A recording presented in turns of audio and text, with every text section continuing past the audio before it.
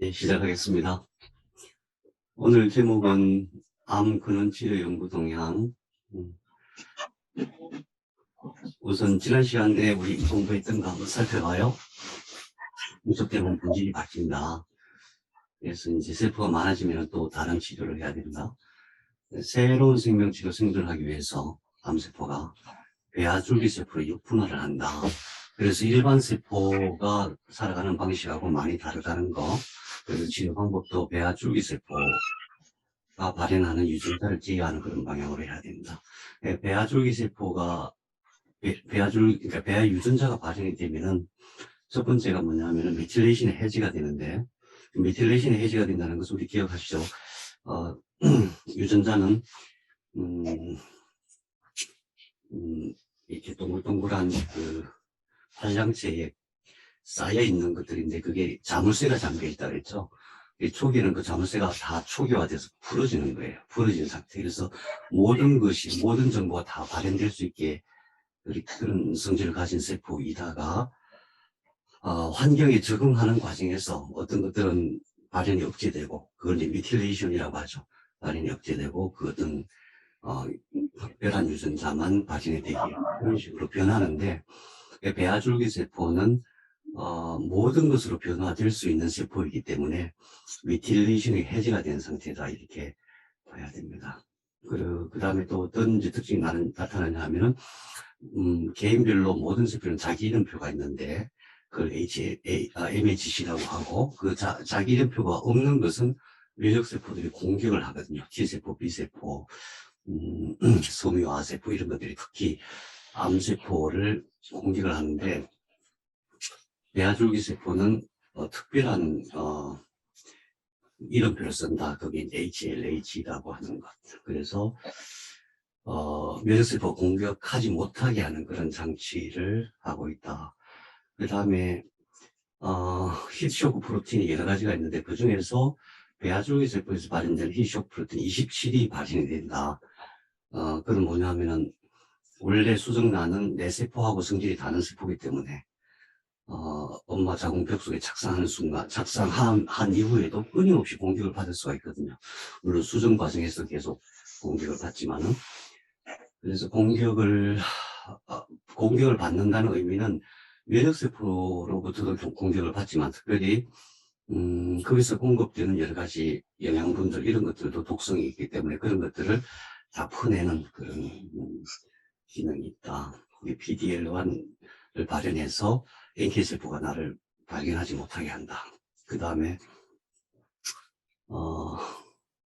세포 사멸 신호, 그러니까 암세포로 발현이 되면은 에이포프토시스라고 하죠. 세포 자멸을 시키는데 그것을 거부하고, 또 세포 간의 소통을 거부하고, 분화 신호를 거부하고, 에너지 대사가 우리 일반 세포처럼 산소를 이용한 포도당 분해 이런 게 아니라 젖산 발효, 그러니까 발효라는 방식으로 하기 때문에 산소 없이도 살아갈 수 있는 그런 이제 능력을 갖추게 되죠. 그래서 이제 글루코스가 부족하면 글루타민을 자기 영양소로 사용해요. 그래서 세포 중에서 글루코스를 사용하면 PET-CT에 다 찍히는데 글루타민을 사용하면 PET-CT에도 안 찍히는 세포들이 있게 되죠. 그래서 그 다음에 이제 커지면 유기적인 소통 체계를 갖추기 때문에 사령부를 탁 형성을 하거든요. 그래서 만약 수술을 하게 되면 수술하고 난 이후에 몸에 이제 국부적으로 많이 퍼져 있는 암세포들을 잘 조절하지 않으면은 암세스도 발현이 될 수밖에 없다. 그런 거 공부했고, 그 다음에 표치라고 하는 것은 나타난 증상을 치료하는 거죠. 암세포를 뭐 공격한다든가 암을 죽인다든가 뭐 이런 개념이죠. 표치도 물론 하긴 해야 되죠. 1기나 2기 때는 표치 안 하고 치료가 되는 수가 있어요. 근데 3기 B부터는 잘 안 되는 이유가 일단 개수가 너무 많아요.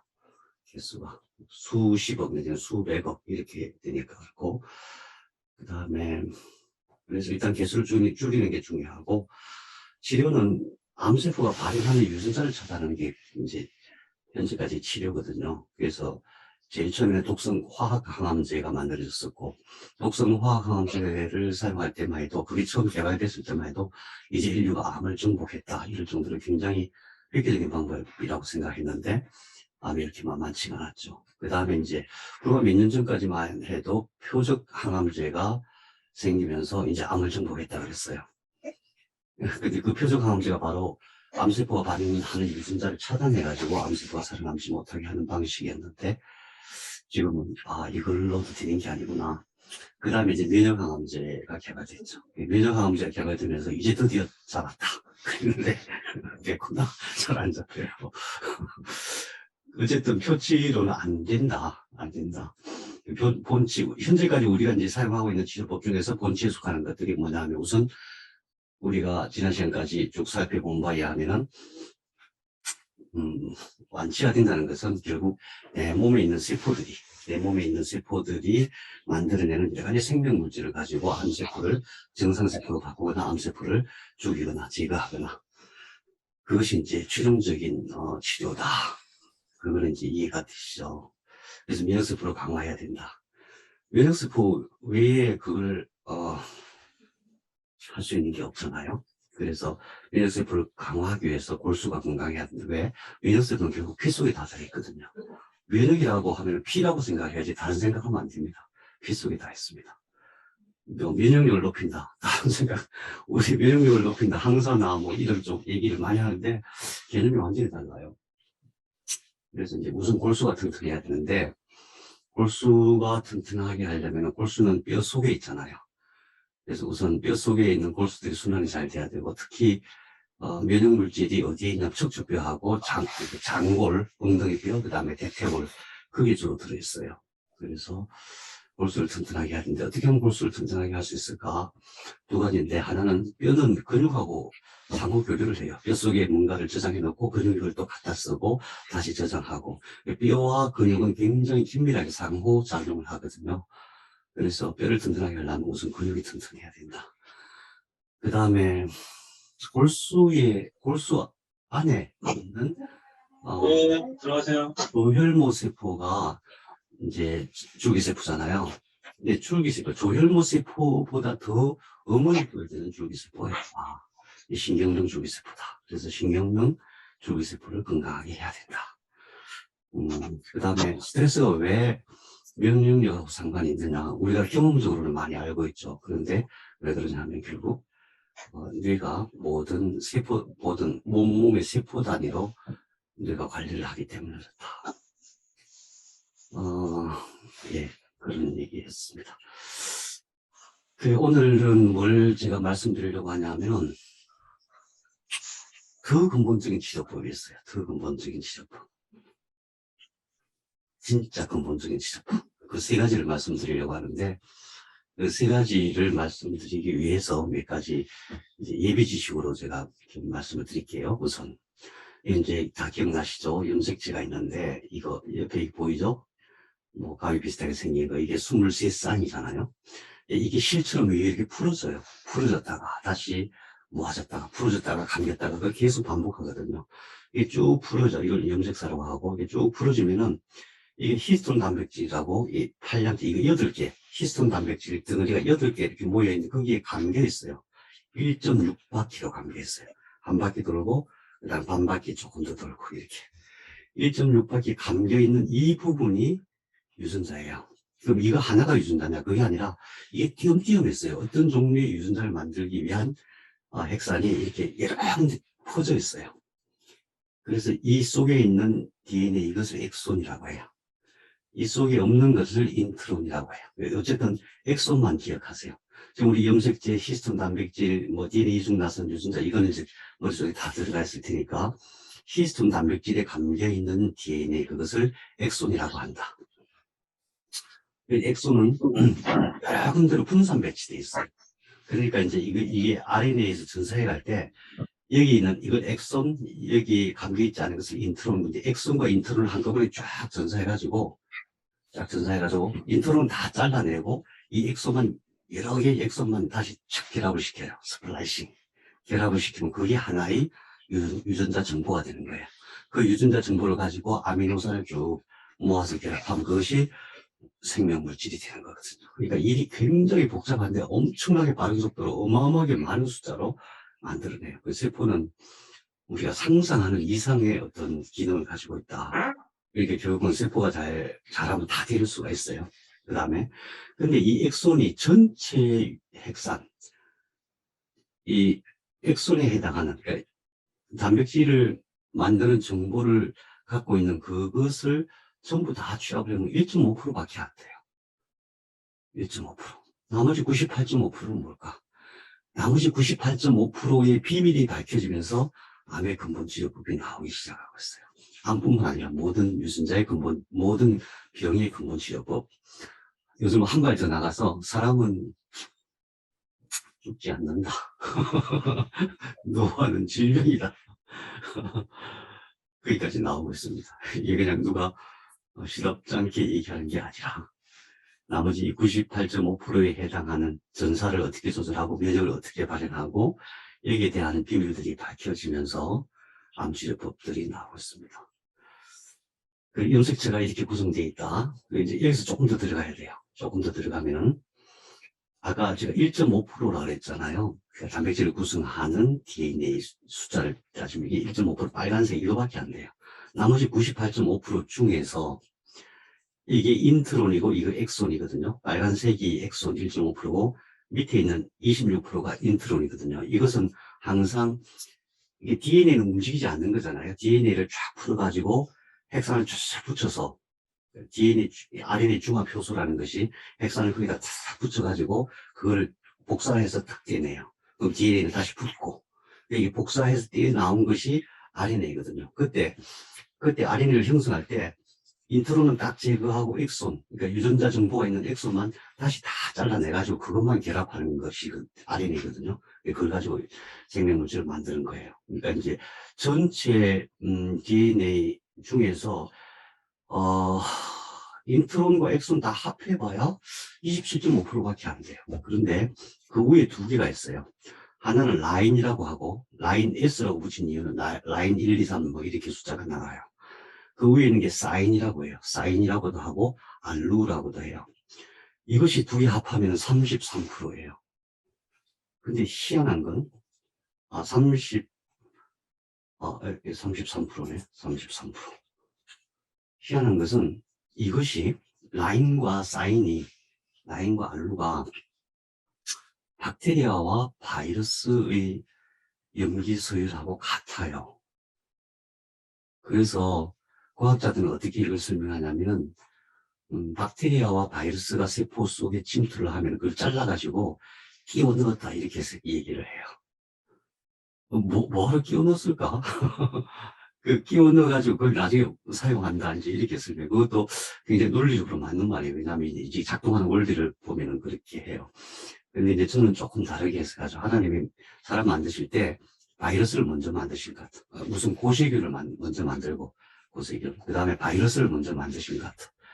이 바이러스를 먼저 만들고 그걸 가지고 또 박테리아까지 만든 것 같아요. 그걸 가지고 사람의 그 염색체를 만든 것 같아요. 그래서 우리 염색체 속에는 바이러스와 박테리아와 염기서열이 똑같은 것들이 33%나 들어가 있어요. 전체 이게 핵산수로 따지면 한 62억, 63억, 4억 이렇게 되잖아요. 아무튼 60억 기가 되는데 그 중에서 33%가 라인과 사인이라면은 33%가 박테리아 바이러스라면 이거는 특별한 거겠죠. 특별해요.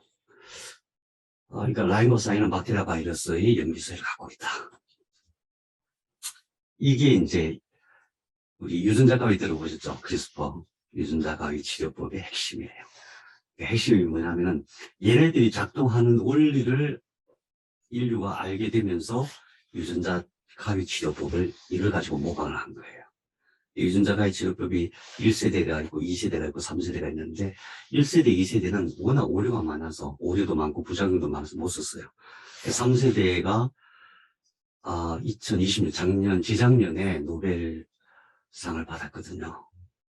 그 얘기는 뭐냐면 거의 오류가 없어요.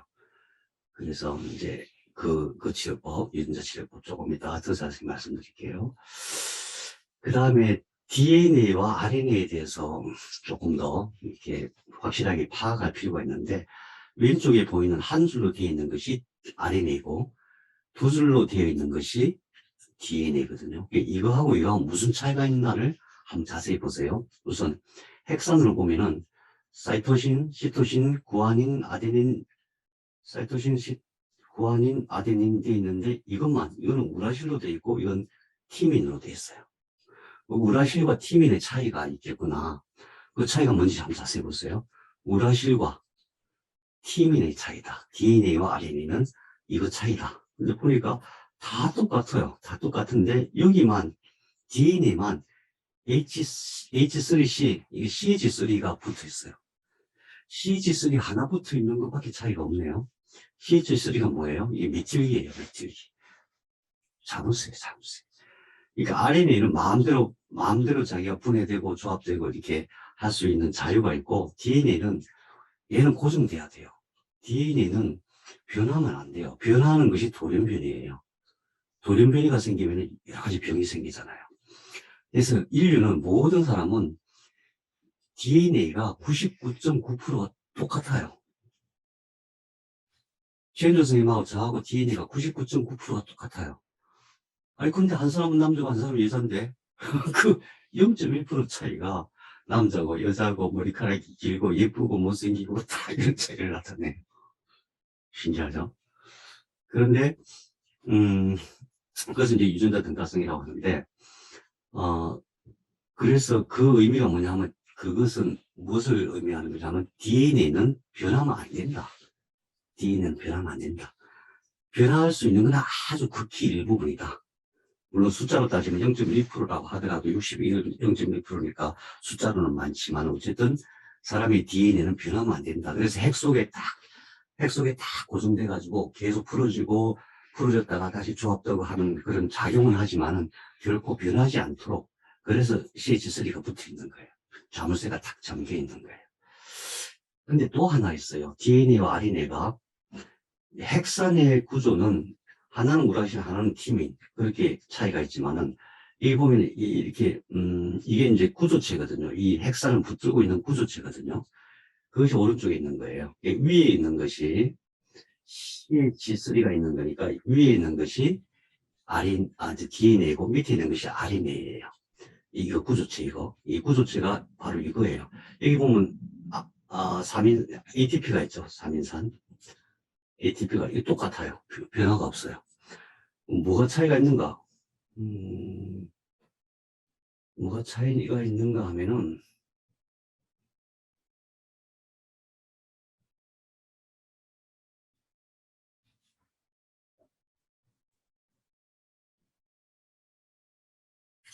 DNA라는 말은 디옥시리보 뉴클레이 애시드고, RNA는 리보 뉴클레이 애시드거든요. 디옥시라는 것은 산소를 떼어냈다는 뜻이에요. 이 DNA와 RNA 중에서 구조체에, 이 핵산을 붙들고 있는 구조체에서 DNA는 산소를 떼내는 거예요. 산소가 있으면 무슨 일이 벌어져요? 산화가 일어나죠. 녹이 슬거나 변화가 일어나요. 그래서 산소를 떼내서 DNA는 어쨌든 간에 변하지 않도록 하는 그런 구조로 만들어져 있고, RNA는 변할 수 있게. 그래서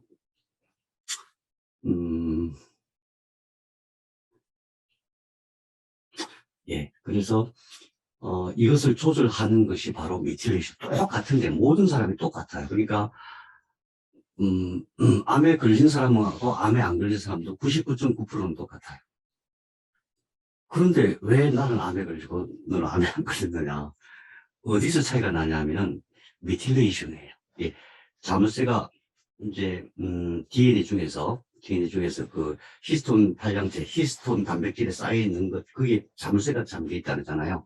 자물쇠가 있는 게 없고 없는 게 있는데, 자물쇠가 있는 것은 발현이 안 되고 자물쇠가 없는 것은 발현이 되는 거예요. 그래서 그 차이 때문에 암이 되고 안 되고 하는 거예요. 그래서 이 지식을 근본으로 해갖고 노화에 대한, 여기서부터 출발해서 노화가 병이다. 노화를 되돌릴 수 있다. 이런 지식이 이제 나오게 되는 거예요. 좀 더 자세히 좀 더 볼게요. 그래서, 아무 염색체 돌연변인데, 대개 이제 결실, 중복, 여비, 전좌라고 해요. 돌연변이 종류를. 이미도 뭐 몇 가지 있지만, 어쨌든 이렇게 보시면 어떤 식이냐면, 이게 정상 염색체예요. 염색체는 위에 조그만 말단이 있고, 밑에 좀 긴 말단이 있어요. 이 위에 있는 걸 P라고 해요. P. 어띠. 프랑스 말로 작다. 밑에 있는 것은 위를 P라고 했으니 밑에는 Q라고 읽어요. P 말단, Q 말단 이렇게 읽어요. 그래서 상동 염색체니까 좌우가 똑같아요. 상동 염색체니까 좌우가 동일하거든요. 그런데 결실은 뭐냐면 딜리션, 하나가 떨어져 나간 거예요. C, D, E, F니까 이렇게 있어야 되는데 이쪽에 있는 게 하나가 없어. D 영역에 있는 핵산이 떨어져 나가. 그것이 결실이에요. 제가 결실이에요. 저는 이거 하나가 떨어져 나간 게 아니라 왕창 떨어져 나갔어요. 하나가 왕창 떨어져 나가면은 백혈병이 돼요. 그것도 양쪽이 다 떨어져 나가면. 이 상동 염색의 특징이 뭐냐면 이쪽에서 무슨 문제가 생기잖아요. 그러면 여기 있는 거 그대로 복사하고 이걸 금방 복구해요. 이게 떨어져 나간다는 거예요. 염색체 돌연변이가 생긴다는 것은 우리 몸속에 늘 일어나는 거예요. 이 돌연변이가 문제가 아니에요. 우리는 항상 암 그러면은 염색체 돌연변이가 일어났다. 그래서 뭐 방사선이 어떻고 자외선이 어떻고 뭐 심지어 담배가 어떻고 담배가 무슨 죄가 있다고 막 이런 얘기를 많이 하잖아요. 그런데 실제로는 늘 염색체는 풀어졌다 재조합됐다 하기 때문에 그런 일이 일어나는데 한 가닥만 제대로 되어 있으면 나머지 한 가닥이 정상으로 복구되는 건 아무 문제가 없어요. 금방 복구가 돼요. 그러니까 이와 같이. 그냥 중복은 뭐냐 하면은 이제 두 개의 염색체 중에서 하나가 이게 풀어졌다가 다시 재조합되는 과정에서 이게 여기 붙어야 되는데 이쪽에 붙어버리는 거예요. 중복이 되면은 염색체가 중복이 되면 무슨 일이 일어날까요?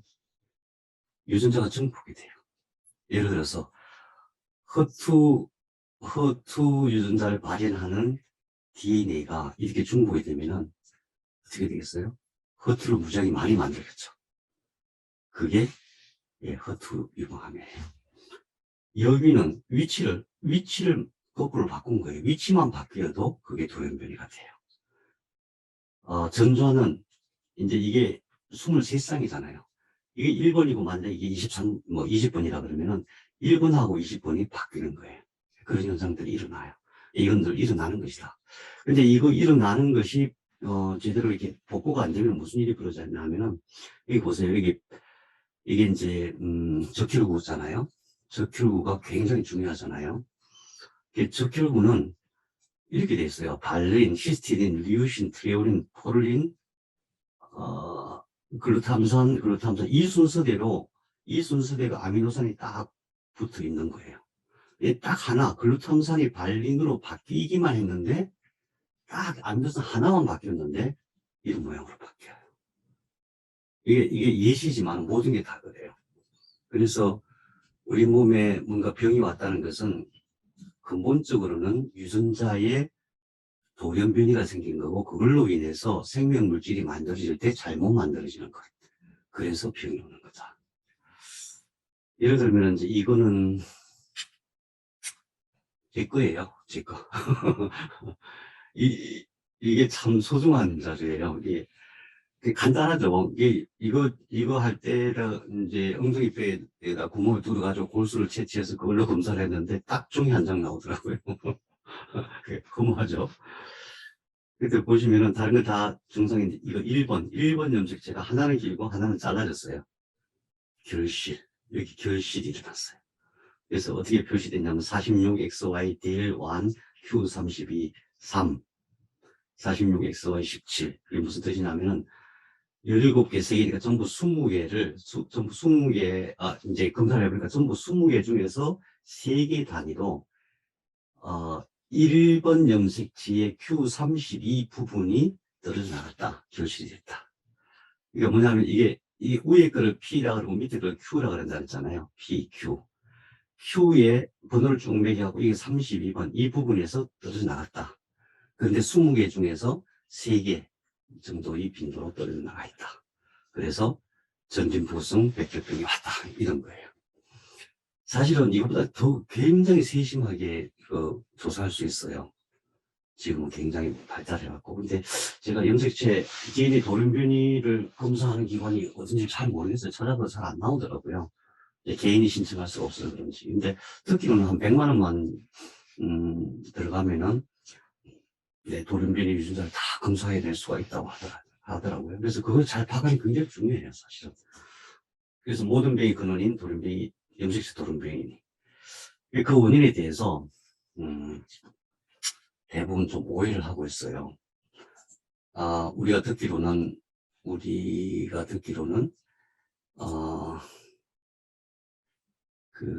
여러 가지 얘기를 하죠. 그런데 사실은 진짜 돌연변이가 많이 일어나는 원인은 여기 제가 영상 하나 보여드릴게요. 바빠도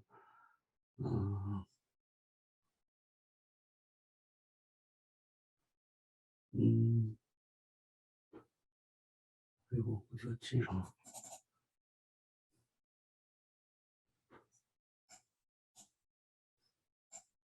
네.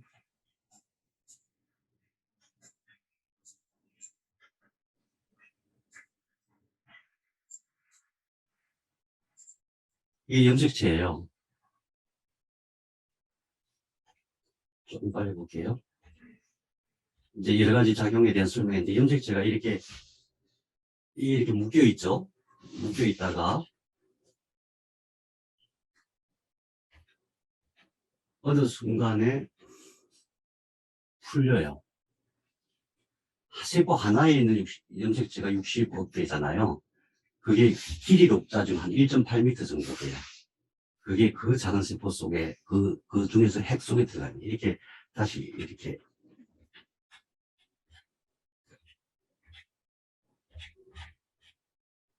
그러니까 이제 어떤 전사를 할 때는 이렇게 풀렸다가 다시 이렇게 뭉치고 그래요. 이 영상은 제가 따로 보내드릴 테니까 자세히 보시고, 그 얘기는 뭐냐면은 제가 확인해 본 자료는 아닌데, 이 전체가 다 해체됐다가 분해됐다가 다시 조합하는 걸 하루에 10만 번이나 한대요. 하루에. 또 어떤 거는 부분적으로 분해. 왜냐하면 풀어야만 RNA 전사를 할 수가 있잖아요. 부분적으로 해체했다가 조립하는 50만 번이나 한대요. 그 과정에서 제자리에 딱 이렇게 재소립된다는 것은 그게 불가능에 가깝거든요. 그래서 사실은 굉장히 많은 돌연변이가 생겨요. 돌연변이 자체가 문제가 아니에요. 그래서 우리가 생각할 때는 물론 이제 강한 방사선으로 인해서 급격하게 엄청난 에너지가 와서 이제 염색체를 분해하는 것은 그게 암의 원인이 맞는데, 사실은, 우리가 보통 얘기하는 전자파니, 자외선이니, 특히 담배니, 이런 거가 아니라, 그럼 그게 아니면 뭐냐. 그게 이제, 유전자의 안정성 문제예요, 안정성. 핵산들이 얼마나 튼튼하게 건강하게 잘 살아있는가, 이것이 더 중요하다는 거죠. 그래서 유전자의 안정성, 지놈 스테빌리티라고 해요. 그래서 이것이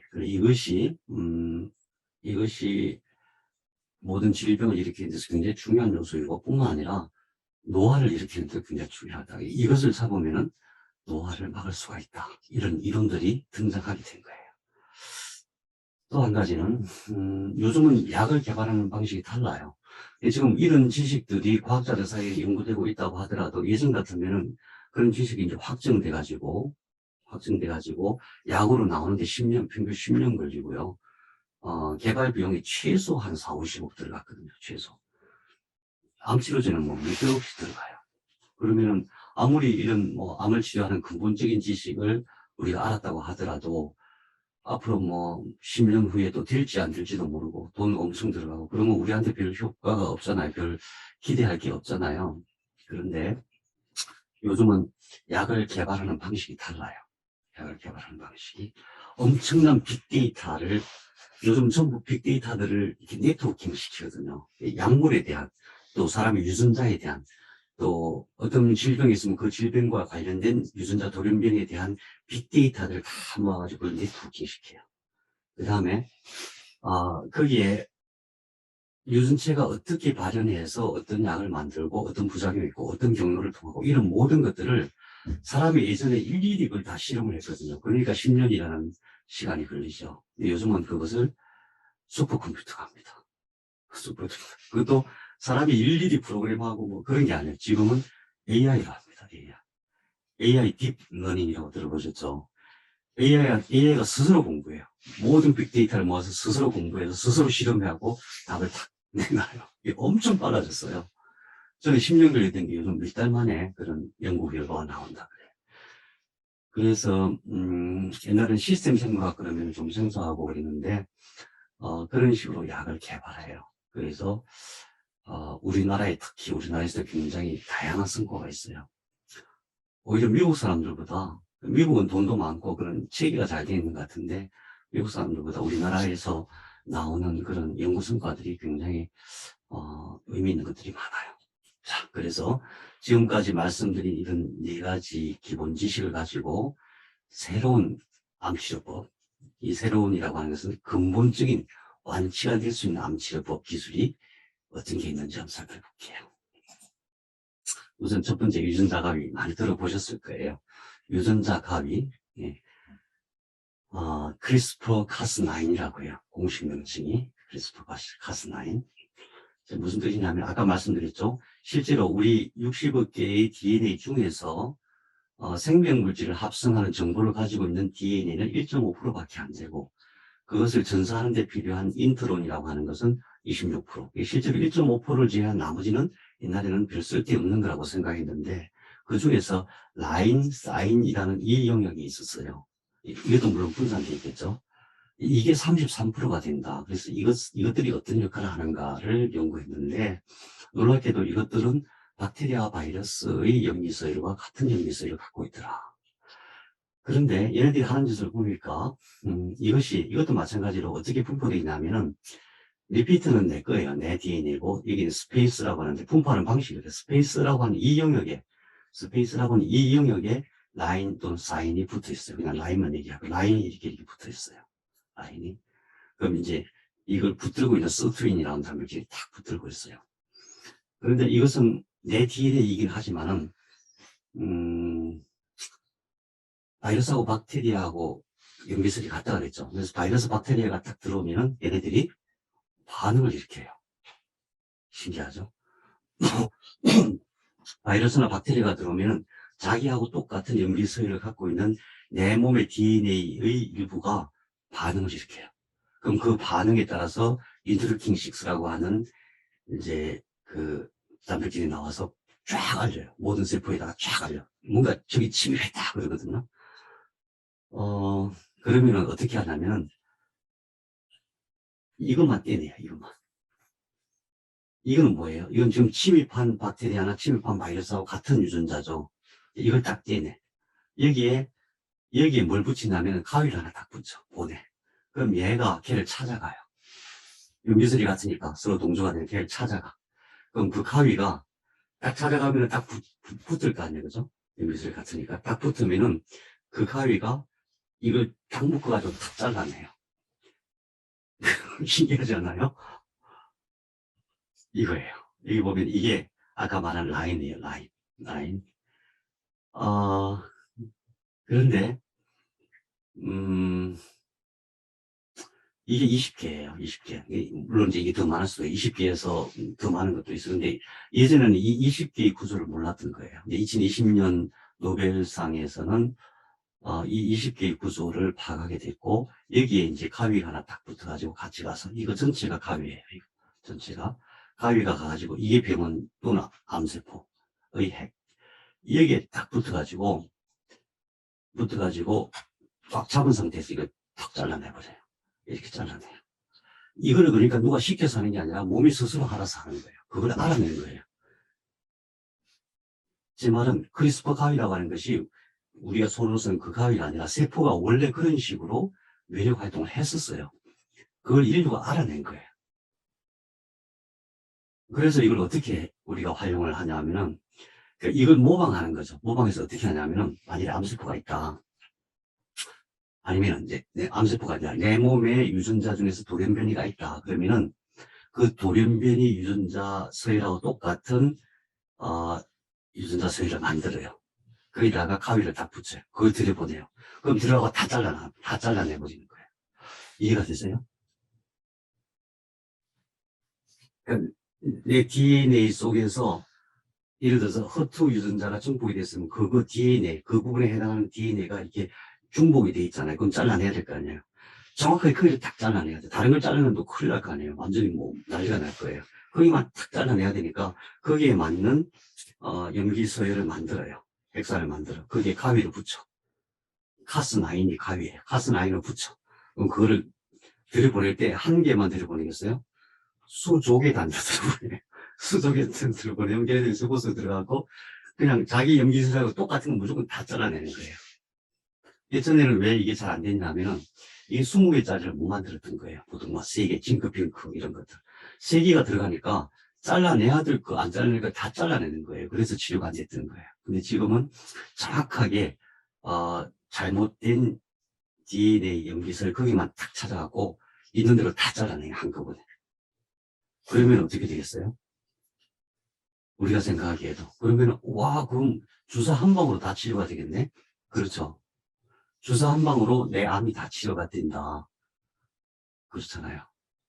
실제로 그럴까요? 그래요. 그 첫 번째 시도가 카트예요. CAR, CAR-T라고 들어보셨죠? 카티. 백혈병 치료할 때 쓰는 거. 카티는 주사 한 방으로 끝나잖아요. 백혈병 치료하는데. 근데 카티 주사 한 방 얼마예요? 5억이죠, 5억.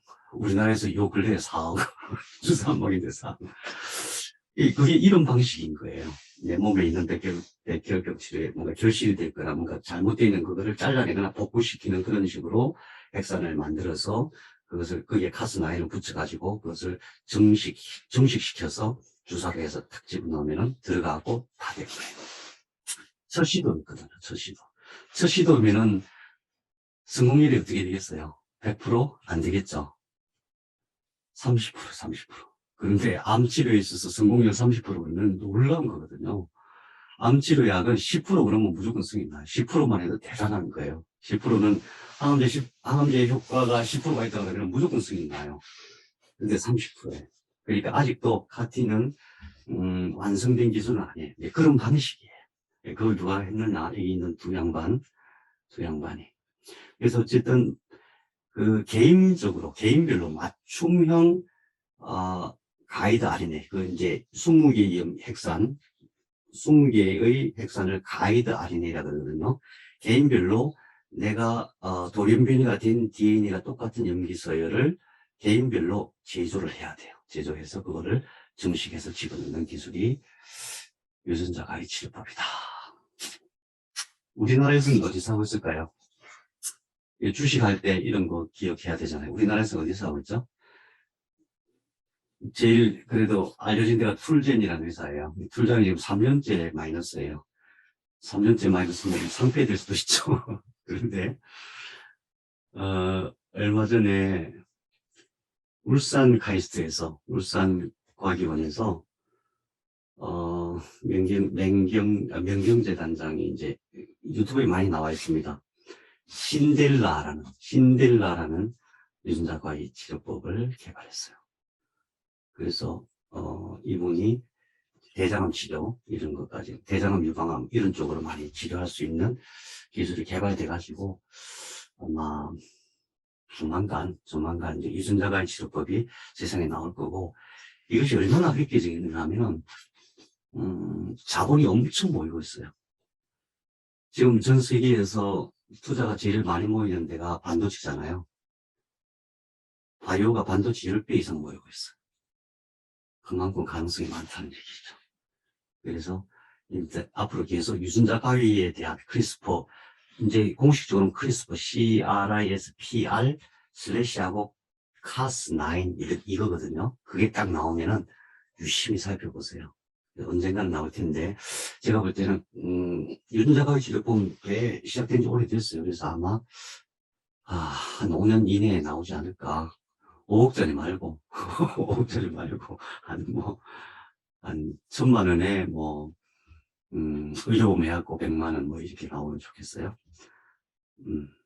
그런데 더 중요한 것은 이것이 유전자 가위라고 하는 것이 사람이 인공적으로 만드는 것만 유전자 가위가 아니다. 원래는 내 몸에서 하는 거다 이거예요. 더 좋은 것은 내 몸에서 스스로 알아서 유전자 가위 치료를 더 잘할 수 있도록 하면 훨씬 더 나은 거죠. 그죠? 그러니까 우리는 그런 쪽으로 더 많이 연구를 해야 되겠죠. 네.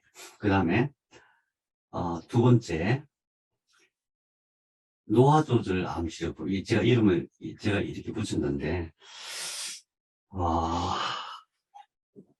이것도 역사가 꽤 돼요.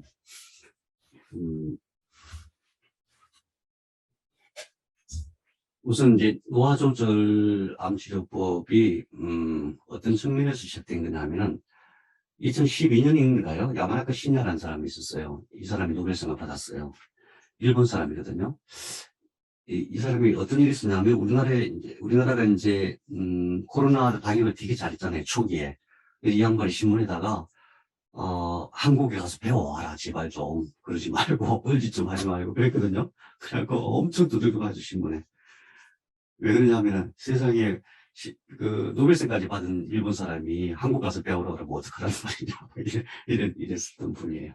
이분이 뭘 했냐면은 세포를 하나 떼갖고 실제로 세포를 하나 떼갖고 4가지 유전자를 여기에 적용을 해갖고 배양을 하니까 이게 배아줄기세포가 되는 거예요. 배아줄기세포. 이때 만든 것을 IPS라고 해요. Induced Pluripotent Stem Cell. 플로리포턴트 그러면은 다능한, 이게 만능이라고 볼 수 없는데 만능은 아니지만 다능한. 그래서 이 만능 줄기세포를 만들었는데 그게 사람의 몸에서 떼낸 이미 사람이 된 사람의 몸에서 떼낸 세포를 거꾸로 분화를 시킨 거예요. 역분화시켜서 엄마 뱃속에 있을 때의 세포로 바꾸는 거예요. 얼마나 놀랐겠어요, 사람들이. 그래서 이때 이제 그런 기대를 했던 거죠. 그러면은 암세포를 거꾸로 분화를 시키면은 정상세포가 되겠네. 이 기대도 했었고. 또, 나이 든 사람이 모든 세포를 역분화시키면은 젊어지겠네. 이런 생각도 했었고. 아무튼 이걸 가지고 약을 치료하는데 이제 엄청나게, 많은 기대를 했었어요. 병을 치료할 수 있는 다양한 기대를 했었는데 무슨 문제가 있냐면은, 이미 성체가 된 세포를 떼내서 4가지 유전자를 적용했어요. 4가지 유전자를 적용을 했는데 이게 배아세포, 엄마 뱃속에 있던 그 세포로 변한 이후에 이게 다시 자라나는데 대부분이 암이 되는 거예요. 계속 무한정식하는 거예요. 정식하면서 뭔가 조절을 해줘야 되는데 그게 안 되는 거예요. 당연히 우리 몸속에서는 정식하면서 계속 뭔가 조절해갖고 어떤 거는 간이 되게 하고 어떤 건 위가 되게 하고 막 그랬을 거 아니에요. 근데 그게 잘 안 됐던 거예요. 잘 안 돼갖고 여태까지만 골머리를 싸매고 있었던 거죠. 그런데 이거를 해결할 방안이 생긴 거예요. 이거를 해결할 방안이. 우선 첫째는 뭐냐면은 이 4가지 유전자를 쓴다 그랬잖아요. 이 4가지 유전자 중에 CMYC이라고 해서 CMYC이라고 해서 CMYC 딱 들어가면은 이것이 아까 미틸레이션 얘기했잖아요. 배아줄기세포는 히스톤 단백질에 묶여있는 거기에 자물쇠들이 잠겨있는 걸 그걸 미틸레이션이라고 하잖아요. 자물쇠가 잠겨있는 게 있고 자물쇠가 없는 게 있는데 자물쇠가 잠겨있는 것은 발현이 안 되고 자물쇠가 안 잠겨있는 건 발현되고. 근데 배아줄기세포는 자물쇠가 일단 다 해제가 된 상태예요. 초기화된 상태. CMYC를 넣으니까 전부 해제가 되는 거예요. 그러니까 전부 무조건 배아줄기세포로 되는 거야. 그러니까 이게 역분화를 시키더라도 초기화를 시킬 수 있지만은 중간 단계로 역분화는 안 되는 그런 문제가 있을 거죠. 근데 이제 이 이후에 이와 관련된 굉장히 많은 연구들이 있었는데 이 사람이 아주 히트를 쳤어요. 데이비드 싱클레어라고 잘 기억해 두세요. 데이비드 싱클레어. 하버드대 교수고 데이비드 싱클레어의 노화에 정말 이제 이것이 이 사람의 이론을 잘 정리해 놓긴 했지만 깊은 지식은 이게 안 남았더라고요. 이게 다 나올 줄 알았더니 진짜 깊은 것들은 안 나왔어. 근데 어쨌든 이 사람이 주장하는 것은 NMN 매일 1g씩 먹어라. 레스베라트롤 매일 1g, 메트폴민 매일 1g. 이렇게 먹으면은 젊어진다. 자기 아빠도 젊어졌다. 나도 젊다. 뭐 이런 주장이에요. 이거는 이제 그냥 대중을 위한 사업용 멘트예요. 사업용. 왜냐하면 이거하고 자기 사업을 해요. 자기가 호주 사람인데. 근데 이 사람 평생 이걸 연구를 했어요. 그 중에서도, 이런 생각한 거죠. 야마나카 신야 교수가 생각한 세포를 역분화시키는데, 그냥 무조건 배아 상태를 처음부터 초기화시켜갖고 초기화시켜서 그걸 어떻게 처리하려니까 어려운데, 이게, 분명히 이 단계를 기억하는 뭔가가 있을 것이다. 그걸 찾아낸 거예요. 그래서 이제 극단적으로 예를 들면은, 어떤 사람이 있으면, 제가 이제 60 조금 넘었거든요. 60. 그러면 제가 언제가 전성기였냐면 40대였던 것 같아요. 40으로 역분화시킬 수 있는 방법이 있을까? 그럴 수 있다는 거예요. 예를 들면 최인주 선생님은 나는 그래도 조금 더 젊어지고 싶어. 19살, 18살 하고 싶어. 18살, 20살, 20살로 다시 역분화될 수 없을까? 그 방법을 연구해낸 거예요. 그게 가능하다, 이거예요. 그래서 이제 그게 왜 가능하냐면 우선 노화는 이 9가지로 정리가 되어 있어요. 이 사람만의, 싱클레이 교수만의 연구가 아니고 노화를 연구한 수많은 사람들의 이제 이론이 지금 이렇게 정리됐어요. 9가지. 이 문제만 해결하면은 사람은 젊어질 수 있을 뿐만 아니라 사람은 죽지 않는다. 큰일 났어요. 그래서 이분들 책 읽다 보면은 야, 큰일 났네. 기억을 다시 잡아야 되는데 웬만하면 120살은 기본이고 조금 잘못하면 한 200살은 기본으로 살겠는데 이렇게 돼요. 실제로 그렇게 되고 있어요. 왜냐? 지금 세계 수많은 부사들이 이쪽에 참여하고 있어요. 이 연구에서 참여하고 있고 이쪽 치료 또 수많은 학자들이 하고 있어요. 이 9가지 문제를 해결하면 된다. 많이 풀렸어요. 첫째, 유전체 불안정성. 지금 나이가 들면 들수록 이게 이제 계속 분해됐다가 다시 재조립하는 과정에서 돌림병이가 많이 생기잖아요. 이게 핵산 자체가, 유전체 자체가 튼튼하면 그런 불안정성이 해소가 되겠죠. 젊은 사람처럼. 그거 문제. 그 다음에 우리가 늘 알듯이, 염색체는 기위에 연결되어 있는데 끝에가 이렇게 풀어지잖아요. 선으로 되어 있으니까. 긴 실처럼 되어 있으니까. 실이 두 개가 이렇게 꼬여있는 거나 마찬가지거든요. 실이 꼬여있으니까 맨 끝에는 시간이 지나면 지날수록 이게 자꾸 풀어질 거 아니에요. 풀어지는 그 부분이 텔로미어라고 해요. 풀어지지 않도록 하는 게 텔로머라이즈라고 해요. 주로 환기에 많이 들어있어요. 그런데 박테리아나 바이러스를 보면은 이게 일자로 안 돼 있고, 선으로 안 돼 있고, 이렇게 동그랗게 말려 있어요. 그래서 얘네들은 잘 안 죽는 거예요. 동그랗게 말려 있으니까 풀어질 데가 없잖아요. 그래서 이게 잘 안 풀어지게 하는 기술, 그것이 필요해요. 현재는 텔로머라제를 이제 환기를 많이 먹거나 뭐 이런 방식. 그 다음에 이제 후생유전학적인 어떤 변형을 시도하는 거, 이거는 이제 외부에서 치료하는 방식으로. 단백질 향상성, 영양소 감시 교란, 미토콘드리아 기능. 미토콘드리아가 제일 중요하죠. 핵산, 아미노산 다 만들고 ATP까지 만드니까. 그 다음에 세포가 노화되는 거, 줄기세포의 고화. 이거 굉장히 중요해요. 줄기세포. 줄기세포는 각 장기마다 줄기세포가 다 있는데 그것은 메젠카이말 스템셀이거든요. 중간엽 줄기세포. 더 근원적인 줄기세포가 있을 것이다. 그 다음에 세포의 의사소통. 이게 변형돼서. 이 문제만 해결되면 거의 사람 안 죽는다. 그런데 놀랍게도 이것이 암의 원인하고 거의 같은 거예요. 다시 말하면 암을 치료하는데 이 문제가 해결되면 암도 근본적으로 치료가 될 수 있다.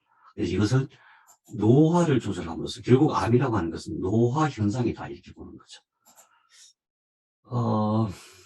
그래서 지금 아까 야마나카 신야 교수의 문제점은 시믹 이거였잖아요. 시믹으로 인해서 이게 완전히 배아죽이스로 되는 거라면은 그러면은 이렇게 안 하고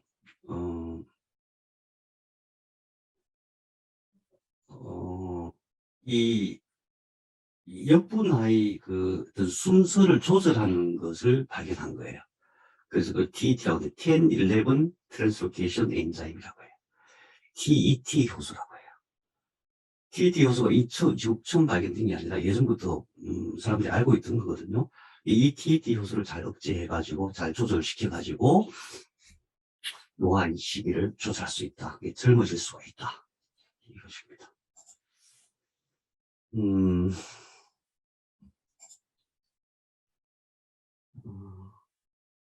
그래서 이제 미국 사람들은 우리나라 사람들은 뭐 인류에 공헌하기 위해서 살아가는 사람들이잖아요. 전부 홍익 인간이잖아요. 그래서 뭐 내가 돈을 벌고 안 벌고 이거는 나중 문제고, 그다음에 어떻게 하면은 인류에 공헌을 할까 이런 건데, 미국 사람들은 달라요. 그 사람들은 돈이 먼저예요.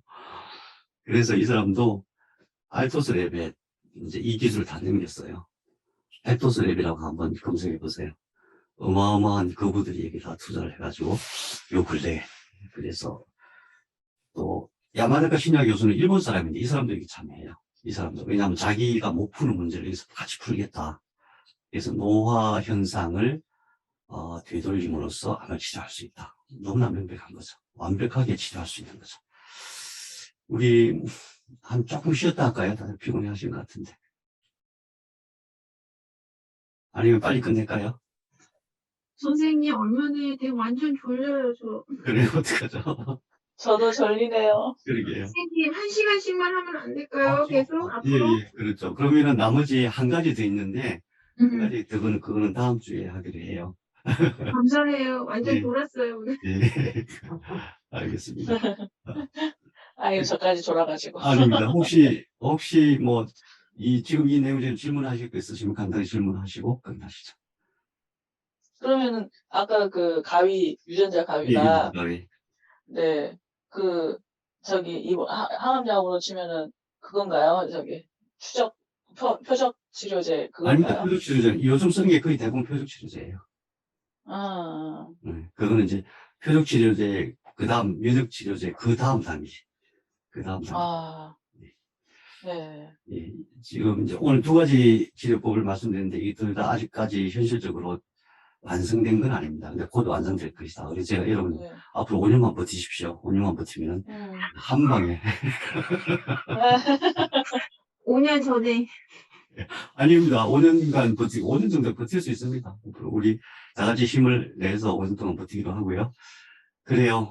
벌써 시간이 꽤 됐네요. 오늘 여기서 끝내고 다음 주에 또 뵙겠습니다. 여러분 수고하셨습니다. 선생님, 감사합니다. 감사합니다. 감사합니다. 네. 다 잘 주무세요. 영숙 씨, 네. 네, 예, 그래요. 수고했어요. 감사합니다. 예. 항상 잘 받아요, 영숙씨. 네, 감사합니다. 먼저 나가볼게요. 네. 네, 다음에 봬요.